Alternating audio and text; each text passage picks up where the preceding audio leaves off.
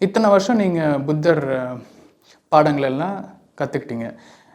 இது மூலிமா நீங்கள் உங்களோட அந்த மடாலய வாழ்க்கையில் இந்த அரியணைக்கு நீங்கள் தகுதியானவர், மேலும் புத்தரோட நெறிமுறைப்படி தான் நான் இந்த அரியணையில் அமர்ந்து பணிபுரிவேன் அப்படின்னு எனக்கு நீங்கள் வந்துட்டு ஒரே ஒரு வரி எழுதி நான் தங்கியிருக்கிற ஓய்வறைக்கு வெளியே ஒரே ஒரு வரியில் அந்த புத்தரின் உண்மையை நான் உணர்ந்து விட்டேன் அப்படிங்கிறது எனக்கு புரிகிற மாதிரி நீங்கள் ஒரு வரியில் எழுதி வைங்க ராத்திரி அப்படின்னு சொல்லிட்டு இரவு அவரோட குடிசைக்கு தூங்க போகிறார். ஸோ இந்த சீடர்களில் பார்த்திங்கன்னா நிறைய மூத்த சீடர்களும் இருக்காங்க. அவங்க வந்து அதிமேதாவிகள் கூட இருக்காங்க. பல ஞானங்கள், பல புத்தகங்கள் மூலம் படிச்சுக்கிட்டு பல சித்துகள் தெரிந்த சீடர்களும் இருக்காங்க.